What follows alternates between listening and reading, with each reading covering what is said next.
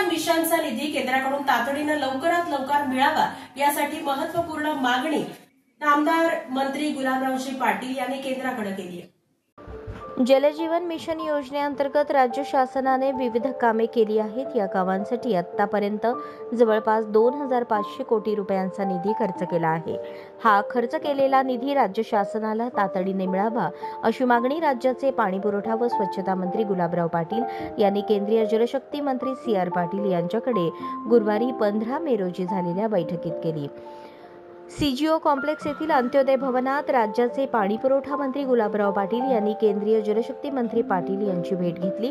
यावेळी त्यांनी राज्याचे जलजीवन मिशन अंतर्गत खर्च केलेल्या निधीची मागणी केली, तसेच राज्यात या मिशन अंतर्गत सुरू असलेल्या कामांची माहिती दिली। या बैठकीस पाणीपुरवठा व स्वच्छता विभागाचे प्रधान सचिव संजय खंदारे, राज्याचे जलजीवन मिशनचे संचालक E रवींद्रन उपस्थित होते।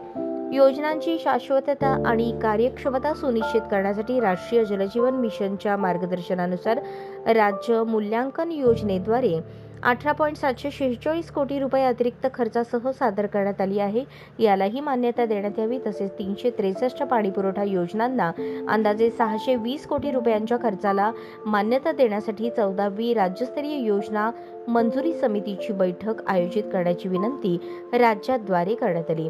यासह 939.69 कोटी रुपयांच्या अंदाजे खर्चाच्या नादुरुस्त बोरवेल योजना देखील मंजुरीसाठी सादर करण्यात आल्या, ज्या यापूर्वी योजना मंजुरी समितीसमोर सादर करण्यात आल्या होत्या आणि सविस्तर आराखड्यासाठी येत्या SLSSC मध्ये ठेवण्यात आल्याचे निर्देश देण्यात आले होते। ही मान्यता महत्त्वाची आहे, त्यामुळे दीर्घकालीन शाश्वतता सुनिश्चित होईल। केंद्रीय जलशक्ती मंत्री CR पाटील यांनी या सर्व मागण्यांबाबत सकारात्मकता दर्शवली असल्याचे गुलाबराव पाटील यांनी बैठकीनंतर सांगितले।